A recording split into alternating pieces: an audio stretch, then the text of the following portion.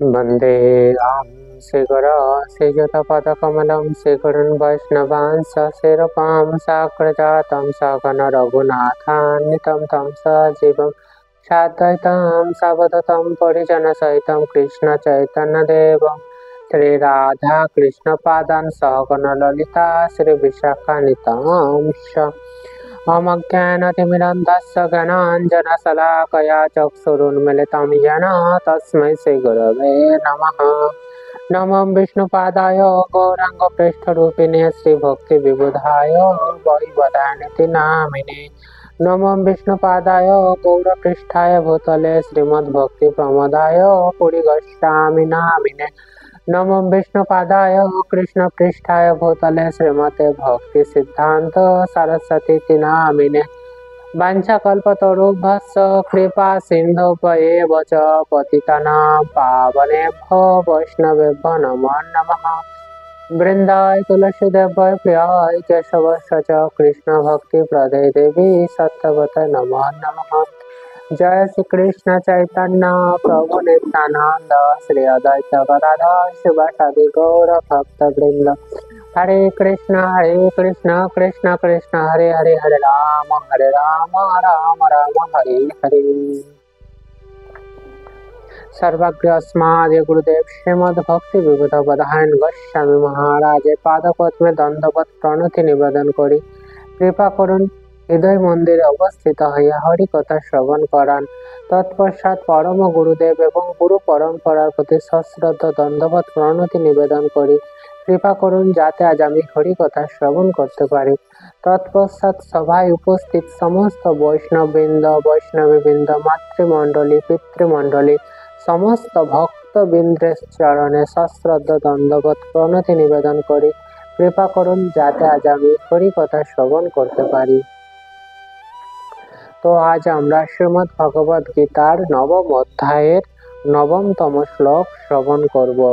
এই শ্লোকে ভগবান শ্রীকৃষ্ণ অর্জুনকে কি উপদেশ প্রদান করেছেন সেই সম্পর্কে আজ আমরা শ্রবণ করব। তো ভগবান শ্রীকৃষ্ণ কি বলছেন? বলছেন যে না চ মাম তানি কর্মাণি নিবধ্নন্তি ধনঞ্জয় উদাসীনা বদাসীনাম আসক্তম তেষু কর্মসু। অর্থাৎ এখন আমরা যে শ্লোকটি শ্রবণ করলাম এর প্রতিটি সংস্কৃত শব্দের আমরা যে অর্থ সেটি জানার প্রয়াস করব।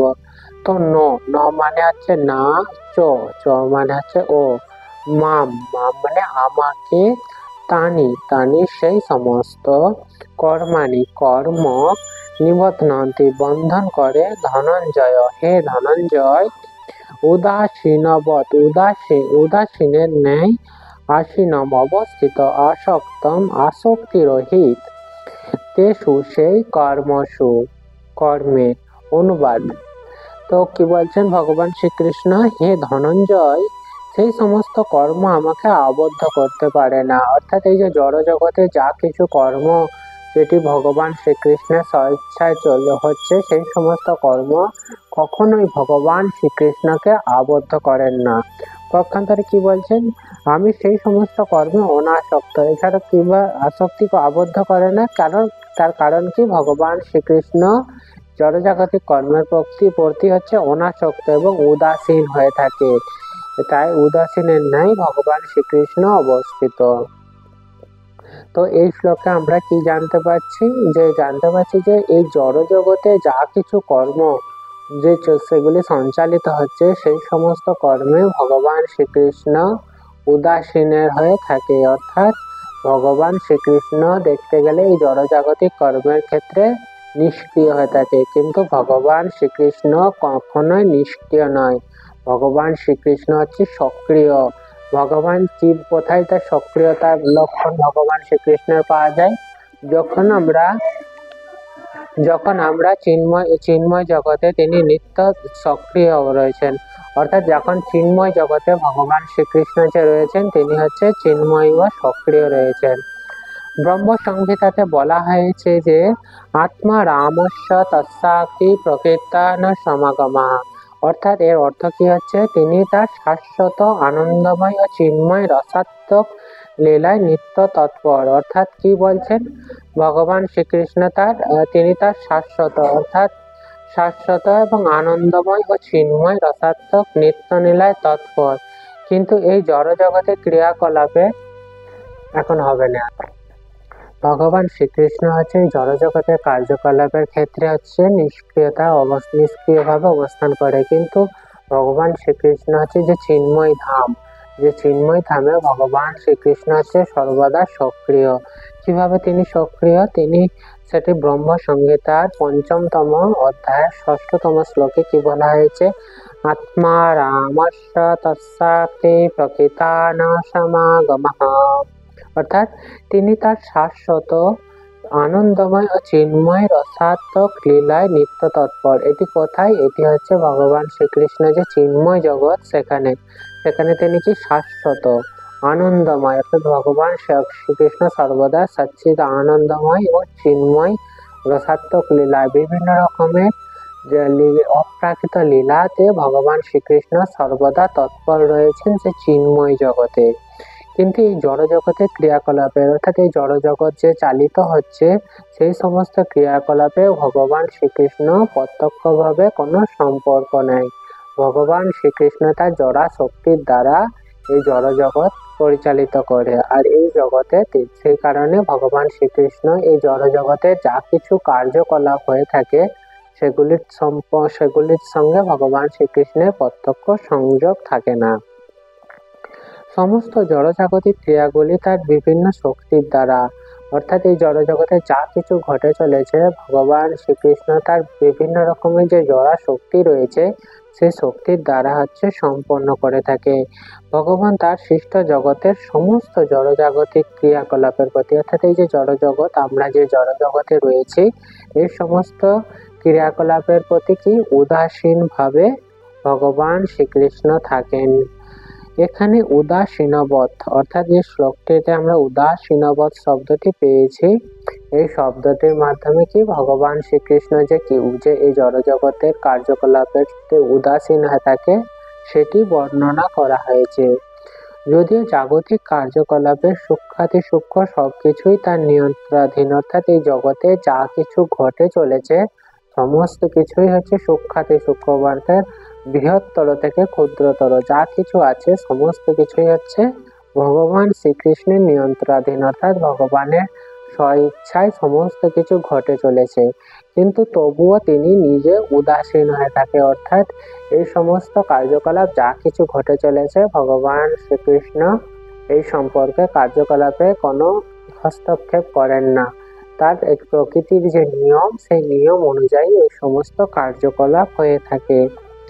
এখানে কি একটি উদাহরণের মাধ্যমে আমরা বোঝার চেষ্টা করতে পারি কিভাবে ভগবান শ্রীকৃষ্ণ জড়জগতের কার্যকলাপের প্রতি যে উদাসীন ভাবে থাকে, সেটি একটি জড়জাগতিক উদাহরণের মাধ্যমে আমরা বোঝার চেষ্টা করব। যদি আমরা হাইকোর্টের বিচারপতির আসনে যিনি অধিষ্ঠিত থাকে, কি তার নির্দেশে হচ্ছে বিভিন্ন রকম ক্রিয়াকলাপ হয়ে থাকে, যেমন তার আদেশে কোনো অসীম কেউ হচ্ছে কারাবাস লাভ করে, অর্থাৎ কেউ যদি অপরাধী হয় তাহলে তার কারাবাস হয়, অথবা কেউ অসীম সম্পত্তি লাভ করে থাকে। কিন্তু আবার কারো হচ্ছে বিভিন্ন রকমের অপরাধমূলক কর্মের ফলে প্রাণদণ্ড হয়ে থাকে। এইরকম বিভিন্ন রকমের ক্রিয়াকলাপ কোর্টেতে যে বিচারপতি তার নির্দেশ অনুসারে হয়ে থাকে। কিন্তু এই সমস্ত কারোকে যদি প্রাণদণ্ড হয় বা কেউ যদি বিপুল সম্পত্তি লাভ করে থাকে, তবুও কি এই সমস্ত কিছু হচ্ছে বিচারপতি বিচারাধীন, কিন্তু বিচারপতি এগুলির দ্বারা কখনো প্রভাবিত হন না। তিনি সর্বদা নিরপেক্ষ থাকেন, অর্থাৎ নিরপেক্ষ এবং উদাসীন ভাবে সমস্ত বিচার করে থাকেন। সেই সমস্ত লাভ করতে, অর্থাৎ কে লাভ করছে বা কার ক্ষতি হচ্ছে এই সম্পর্কে তার কোনো সম্পর্ক নাই, কিন্তু তার নির্দেশে হচ্ছে, কিন্তু তার নির্দেশে হলেও এই সমস্ত লাভ ক্ষতিতে তার কোনো প্রত্যক্ষভাবে সম্পর্ক নাই।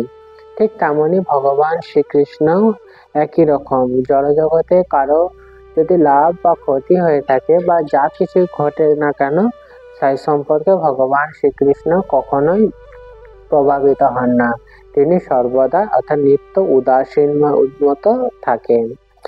বেদান্ত সূত্রের দ্বিতীয় স্কন্ধ প্রথমতম অধ্যায় ও 34তম শ্লোকে কি বলা হয়েছে? বৈষম্য নৈর্ঘণ্যনা, অর্থাৎ তিনি এই জড় জগতের দ্বন্দ্বের মধ্যে অবস্থান করে না, অর্থাৎ জড় জগতে যা কিছু দ্বন্দ্ব রয়েছে এই সমস্ত দ্বন্দ্বের দ্বারা তিনি কখনো প্রভাবিত হন না, অর্থাৎ জড় জগতে ভালো মন্দ খারাপ ও সমস্ত কিছু যা কিছু রয়েছে দ্বন্দ্ব দ্বিমুখী প্রতিক্রিয়া, এই সমস্ত কিছুতে ভগবান শ্রীকৃষ্ণ কখনোই এর মধ্যে অবস্থান করেন না।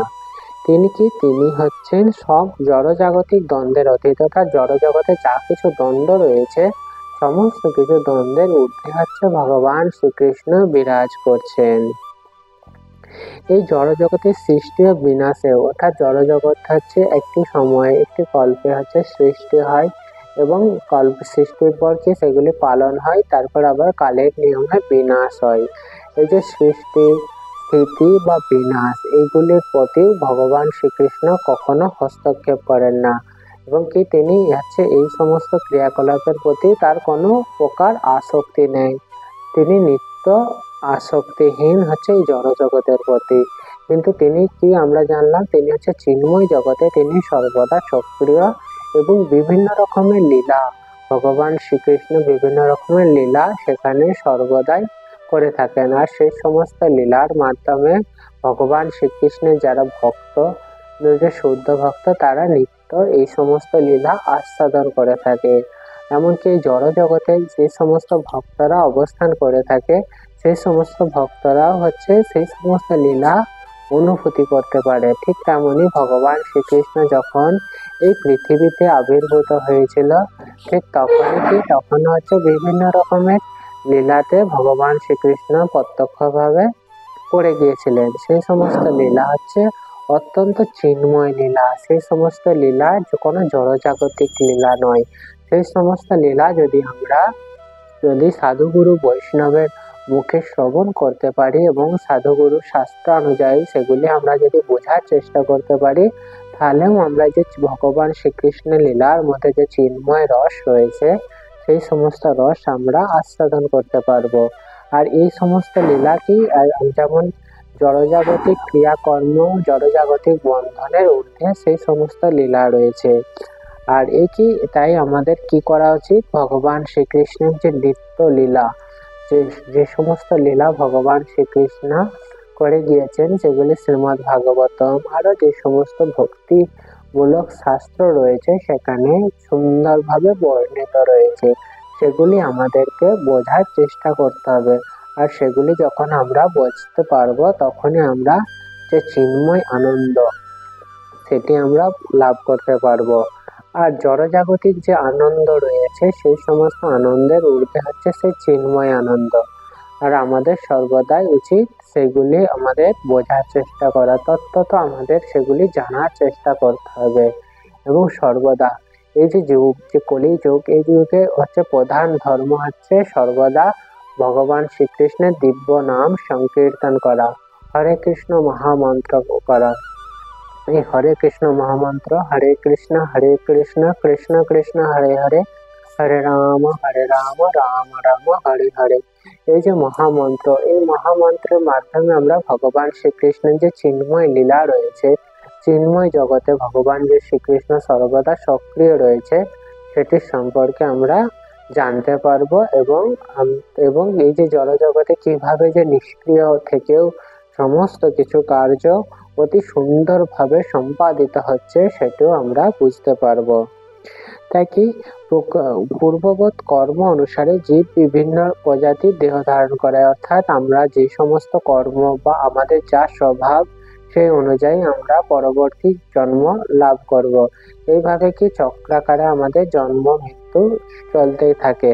আর সমস্ত জীব হচ্ছে তার যে কর্ম, অর্থাৎ যেরকম কর্ম করবে সেরকম কর্ম অনুযায়ী তার ফল পাবে। এই যে চক্রাকার কর্ম করা এবং কর্মের ফল ভোগ করা, এটা থেকে আমাদের মুক্তি পেতে হবে।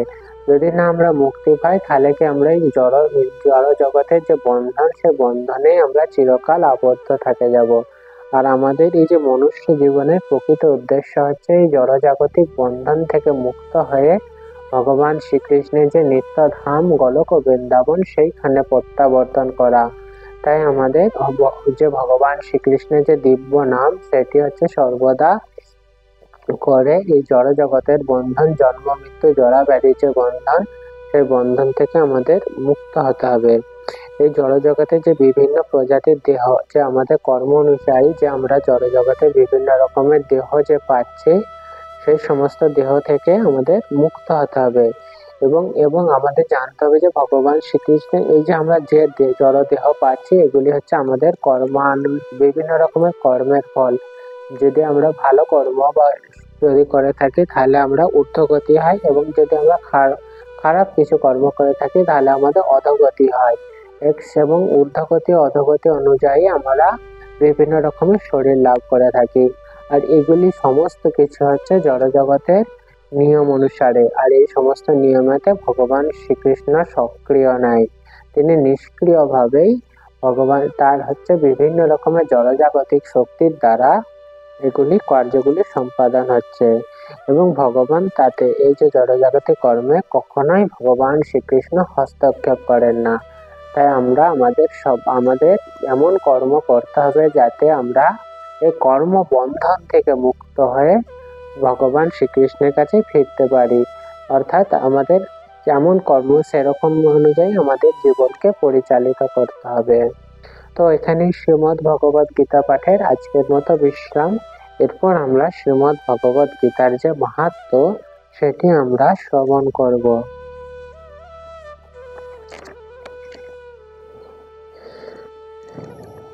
তো আজ আমরা শ্রীমদ্ ভগবত গীতা তৃতীয় ও চতুর্থতম মাহাত্ম্য শ্রবণ করব। এখানে কি বলছেন? সুত উবাচ, সুত গোস্বামী কি বলছেন?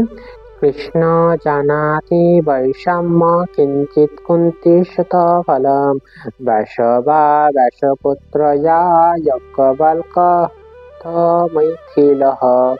অর্থাৎ কৃষ্ণই তা সম্যক ভাবে জানেন। অর্থাৎ এই যে ভগবত গীতার যে মাহাত্ম্য, এটি ভগবান শ্রীকৃষ্ণই একমাত্র হচ্ছে সঠিকভাবে জানেন। কুন্তিপুত্র অর্জুন তার কিঞ্চিত ফল জানেন। অর্থাৎ যেহেতু ভগবত গীতা হচ্ছে কাকে উদ্দেশ্য করে বলেছিলেন ভগবান শ্রীকৃষ্ণ? কুন্তিপুত্র অর্জুনকে। যেহেতু অর্জুনকে উদ্দেশ্য করে বলেছিলেন, তাই কুন্তিপুত্র অর্জুন হচ্ছে এই ভগবত গীতার যে মাহাত্ম্য সেটি অল্প পরিমাণ জানেন। আর ব্যাসদেব সুখদেব, অর্থাৎ ব্যাসদেব তিনি মহাভারত রচনা করেছিলেন। অর্থাৎ যে ভগবত গীতা সেটি তিনি রচনা করেছিলেন। এই ব্যাসদেব, শুকদেব গোস্বামী, যাজ্ঞবল্ক্য ও রাজর্ষি জনকও তার কিছু কিছু জ্ঞান আছে। অর্থাৎ এনারাও কি অল্প অল্প এই ভগবত গীতার মাহাত্ম্য জানেন। অর্থাৎ এরাও সম্পূর্ণ যে ভগবত গীতা যে মাহাত্ম্য এনাদের কাছেও জানা সম্ভব নয়। অন্যে শ্রবণতঃ সত্তালেশং সংকীর্তয়ন্তি চ তস্মাৎ কিঞ্চিৎ বদমাত্র ব্যাসস্যাত্ময়া শ্রুতম। এখানে কি বলছেন? এছাড়া অন্যরা পরম্পরা ধারায় শ্রবণ করে। অর্থাৎ এই যে ভগবত গীতার যে মাহাত্ম্য, এটি কিভাবে শ্রবণ করতে হবে? পরম্পরা, অর্থাৎ আমরা গুরু পরম্পরা যে ধারা, সেই গুরু পরম্পরা ধারা এটির মাধ্যমে আমাদের শাস্ত্র বোঝার চেষ্টা করতে হবে। এছাড়া পরম্পরা ধারায় শ্রবণ করে, অর্থাৎ আমরা যদি এই পরম্পরা ধারা অনুযায়ী এটি শ্রবণ করে থাকি তাহলে কি হবে?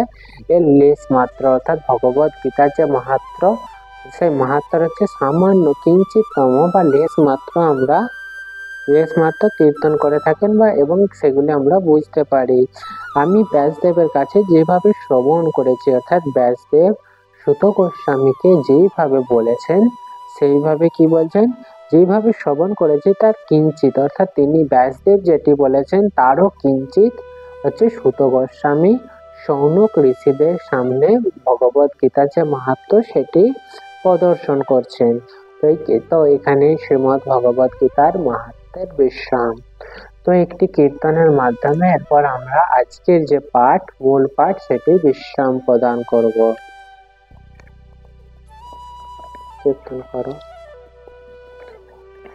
हरिहराय नमः कृष्ण जादवाय नमः जादवाय माधवाय केशवाय नमः गोपाल गोविंद राम श्री मधुसूदन गिरिधारी गोपीनाथ मदन मोहन श्री चैतन्य नित्यानंद श्री अद्वैत गीता हरि गुरु वैष्णव भागवत गीता श्री रूप सनातन भट्ट रघुनाथ श्री जीव गोपाल भट्ट दास रघुनाथ এই ছয় কষায়ের পরিচারণ বন্দন যাহা হইতে বিঘ্ন নাশ হইষ্ট পূরণ এই ছয়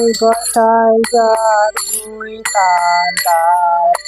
তার সবার পদরেণু মার পঞ্চগ্রাস তাদের চরণ সেবি ভক্ত সন্নিধান জনমে জনমে হয় অভিলাষ এই ছয় গোসাই যবে ব্রজে কৈলাবাস রাধা কৃষ্ণ নিত্যলীলা করিলা প্রকাশ আনন্দে বল হরি ভজ বৃন্দাবন শ্রী গুরু বৈষ্ণব পদে মজাই আমন শ্রী গুরু বৈষ্ণব পাদ পদ্ম করে নাম সংকীর্তন করে নরোত্তম দাস হরে কৃষ্ণ কৃষ্ণ কৃষ্ণ হরে হরে হরে রাম রাম রাম হরে হরে নিতাই গৌর হরি বল হরি বল হরি বল হরি বল নিতাই গৌর হরি বল হরি বল হরি বল হরি বল নিতাই গৌর হরি বল হরি বল হরি বল হরি বল জয় শ্রী নিতাই গৌর প্রেমানন্দ হরি হরি বল जय श्री श्री गुरु गौरांग कंधार विका गिरिधार जीव के जय जय सपरिकर श्री श्री गुरु गौरांग गदाधर राधा गोपीनाथ गिरिधार जीव जगन्नाथ लक्ष्मण कृष्ण भगवान की जय जय गुरुदेव की जय गुरु परंपरा की जय वृंदा देवी तुलसी महारानी की जय भुवन भुवन मंगल हरिनाम संकीर्तन की जय जय श्री श्री निताय गौर प्रेमानंदे हरि हरि बोल।